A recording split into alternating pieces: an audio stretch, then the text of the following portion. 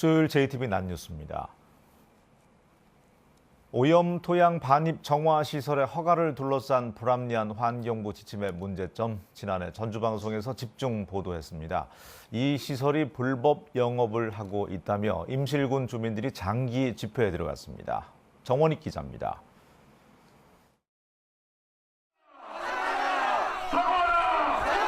머리끈을 동여맨 주민 수백여 명이 오염 토양 정화 시설 앞에 몰려들었습니다. 주민들은 이 업체가 지난달 불법적으로 오염 토양 수백 톤을 반입했다며 영업 중단을 촉구하는 장기 집회를 시작했습니다. 여기는 섬진강 상류요, 옥동호 지금 상수원을 먹고 있지 않습니까? 이런 지역에 오염통이 온다는 것은 있을 수 없는 일이에요. 업체가 폐수 배출 시설을 갖추지 않고 오염 토양을 들여온 사실을 확인한 임실군은 곧바로 경찰에 고발했습니다. 업체도 반격에 나섰습니다.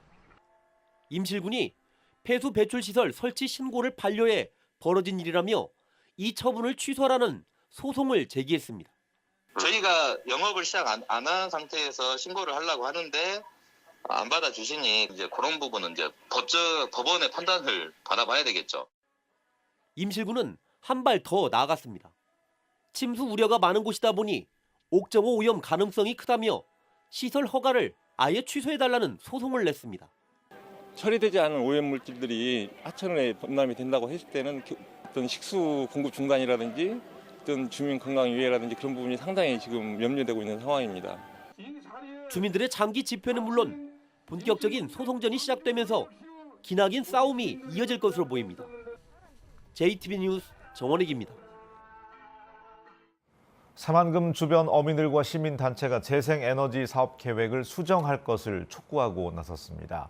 새만금의 해수 유통을 전제로 한 주장인데요. 올해 사업이 본격적으로 추진되기 때문에 논란이 예상되고 있습니다. 권대성 기자가 보도합니다. 새만금 재생에너지 사업을 통해 방조제 안쪽 4곳에 태양광 단지가 들어섭니다. 3곳은 수상 태양광 단지가 만들어지는데 지금도 어업 활동이 이뤄지고 있습니다. 새만금 주변 어민 대표들과 시민단체가 이들 3곳 가운데 2곳은 사업 부지를 바꾸자고 촉구하고 나섰습니다.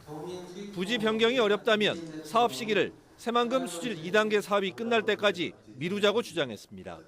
사실상 환경단체가 새만금호 수질 확보의 대안으로 제시해온 해수 유통을 전제로 한 겁니다. 복원된 바다에서 이루어질 어업, 관광업과 상충될 수 있는 재생에너지 부지는 다른 부지로 변경하거나 최소한 후순위로 미루었다가 2020년 이후에 결정해야 혼선을 피할 수 있다. 전라북도는 신중한 태도를 보였습니다. 다만 해수 유통 고려는 때가 이르다면서 재생에너지 사업이 당장 매립이 힘든 곳을 활용해 내부 개발의 동력으로 삼고자 하는 점을 강조했습니다. 나중에 용지를 토지 조성을 전제로 하는 그 구역에 수상태양광을 설치하는 거고, 그걸 설치가 끝나면은 그 자리는 땅으로 만들겠다는 건데. 새만금 개발청이 민간 협의체를 꾸린 뒤 재생에너지 사업을 본격화할 계획인 가운데 시민단체가 사업 조정을 요구하면서 논란이 예상됩니다. JTBC 뉴스 권대성입니다. 체육계에서 성폭력 폭로가 잇따라 터져나오자 어제 대한체육회가 대책을 내놓았습니다. 하지만 학교 체육에 대한 대책은 구체적으로 제시되지 않았고 현실성도 떨어진다는 지적이 나오고 있습니다.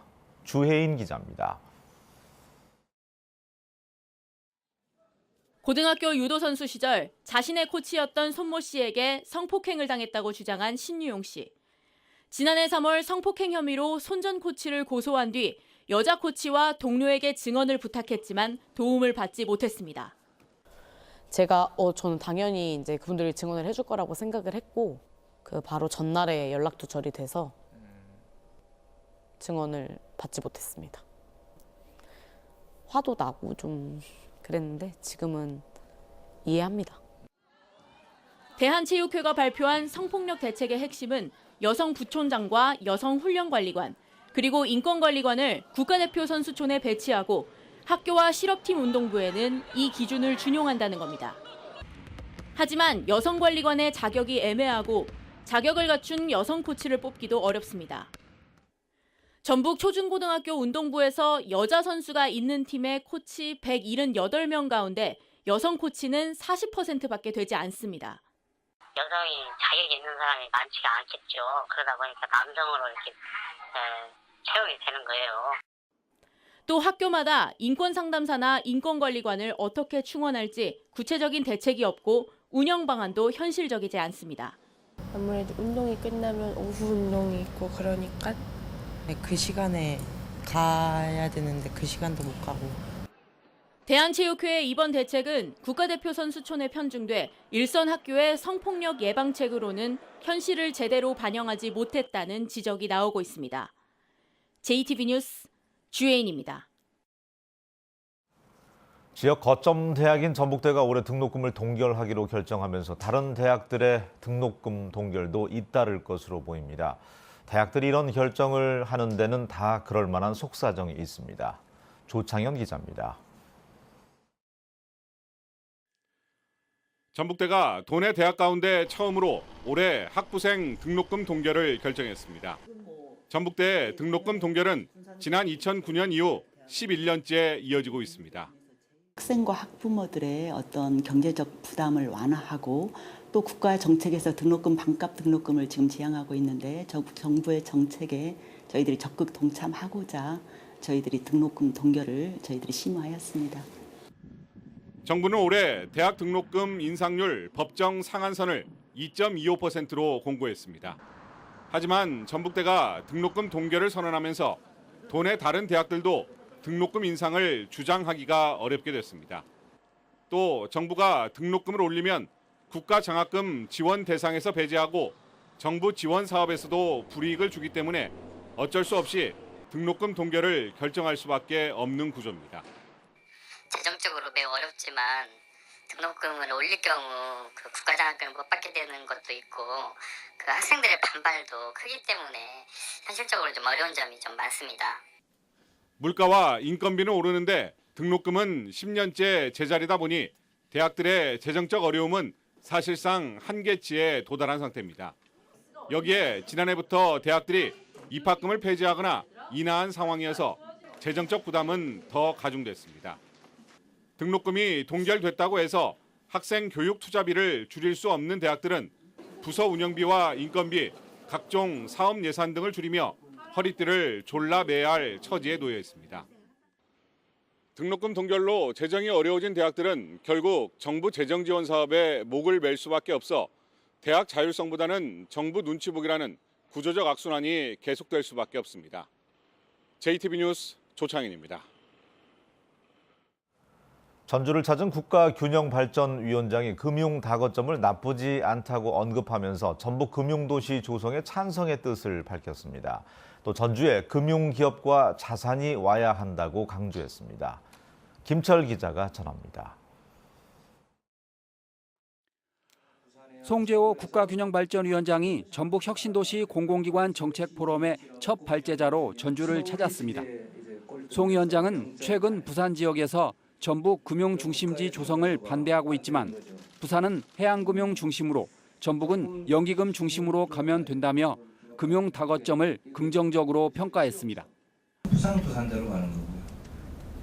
이게 새로운 산업시대의 금융자산이 가지고 있는 이 잠재력 효과가 매우 크기 때문에 저는 다거점을 갖는 게 결코 나쁘지 않다라고 저는 생각을 합니다. 송 위원장은 또 혁신도시 발전재단을 신설해 전국 혁신도시마다 기업 100개씩을 유치하겠다고 말했습니다. 그러면서 전북에 금융기업과 금융자산을 끌어올 것이라고 덧붙였습니다. 국민연금과 관련된 금융기업 또 이 금융자산들이 와주는 거죠. 이제 이 국민연금의 흡입력으로. 송 위원장의 발언에 힘을 얻은 공단은 다음 달 전주에서 국가균형발전위와 함께 전북 금융중심지 조성과 관련된 토론회를 열 예정입니다. 또 국민연금공단과 한국국토정보공사, 농촌진흥청과 한국전기안전공사, 그리고 한국출판문화산업진흥원이 매달 한 차례씩 정책 포럼을 열어 전북 혁신도시 발전을 이끌기로 했습니다. 매월 한 기관씩 번갈아 가면서 이 정책 포럼을 개최할 텐데요. 이걸 통해서 자연스럽게 혁신도시 내에서의 새로운 생각, 발전의 아이디어, 구체적인 실천 방안들이 찾아질 것으로 기대를 합니다. 전북 혁신도시 이전기관의 정책 포럼이 지역 발전을 위한 해법을 제시할지 주목됩니다. JTB 뉴스 김철우입니다. 10년 전만 해도 남원 딸기는 전국 생산가의 5%를 차지할 정도로 명성이 높았습니다. 하지만 고령화가 심각한 최근에는 2%에도 채 못 미칩니다. 춘향골 딸기의 옛 명성을 되찾기 위해서 농가들이 뭉쳤습니다. 오정현 기자입니다. 흙바닥 위가 아닌 어른 허리춤 높이의 딸기가 맺혔습니다. 고설 딸기 재배 방식입니다. 초기 투자 비용이 비싸지만 단단하고 유통기간이 긴 딸기를 얻을 수 있습니다. 이런 고설 재배 방식으로 딸기를 키우는 농가들이 모여 연구회를 결성했습니다.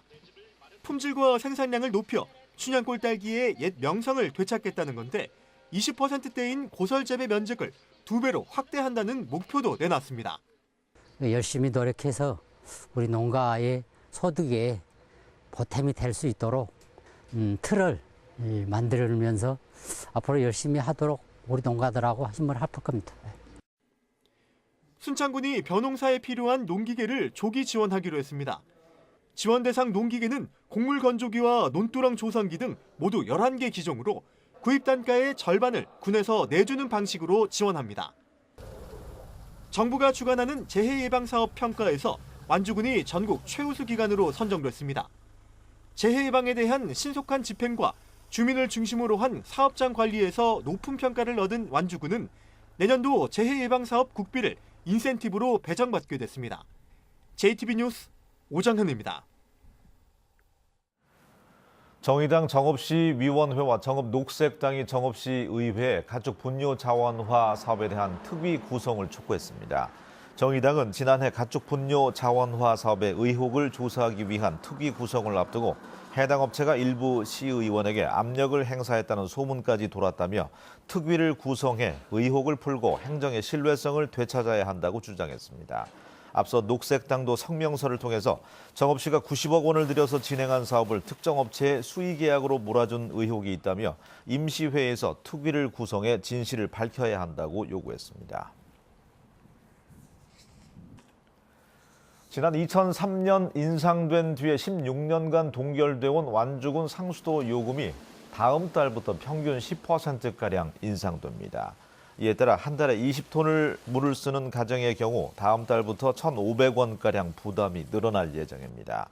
2017년 기준 완주 수돗물 생산 원가는 톤당 2,346원이지만 부과요금은 795원으로 요금 현실화율이 전라북도 평균의 절반에도 미치지 못하는 34%에 불과해서 군 재정에 부담이 되어왔습니다. 제2금융지주가 앞으로 3년 동안 전북은행을 이끌 새 행장을 결정했지만 공개 시점은 전북은행 임원 추천위원회가 열리는 22일이라고 밝혔습니다. 새 은행장은 임용택 현 행장과 김종원 부행장 그리고 김병용 제2금융상무 가운데 한 명인 것으로 알려졌습니다. 올해 창립 50주년을 맞이하는 전북은행은 세 번째 연임에 도전하는 현 행장에 맞서서 자행 출신으로 첫 행장에 도전하는 나머지 2명의 선임 여부가 관심을 끌고 있습니다. 음주 교통사고를 낸 뒤에 달아난 상근 예비역이 경찰에 붙잡혔습니다. 전주 완산경찰서는 상근 예비역 22살 A씨를 도주치상 혐의로 붙잡아 군 헌병대에 인계했다고 밝혔습니다. A씨는 지난 10일 새벽 전주시 효자동 한 사거리에서 술에 취한 채 승용차를 몰다 50대 후반의 B씨가 몰던 오토바이를 들이받은 뒤에 달아나 B씨를 중태에 빠뜨리고 인근 차량 석 대를 파손한 혐의를 받고 있습니다. 전주 완산경찰서는 문이 잠겨있지 않은 차량만 골라 털어온 28살 A씨를 붙잡아 구속영장을 신청했습니다. A씨는 지난해 8월 전주시 완산구 한 빌라에 주차된 승용차에서 500만 원 상당의 명품 시계를 훔쳐 달아나는 등 2달 동안 차량 17대를 털어 2,700만 원어치 금품을 훔친 혐의를 받고 있습니다. 비슷한 범행으로 수감됐다 지난 2017년 10월에 출소한 A씨는 출소 10달 만에 다시 절도 행각을 벌인 것으로 조사됐습니다. 북서쪽에서 찬바람이 불어오면서 미세먼지 대부분이 흩어졌습니다. 오늘 미세먼지의 농도는 보통 수준을 유지하겠습니다. 하지만 찬바람이 기온을 크게 끌어내렸습니다. 낮 동안에는 전주와 익산이 2도, 무주는 0도에 그치겠습니다. 내일 낮부터 온화한 서풍이 불어오면서 추위는 금세 풀리겠습니다. 다만 이 바람을 타고 중국발 스모그가 유입되면서 내일 미세먼지의 농도는 다시 높아질 것으로 보입니다.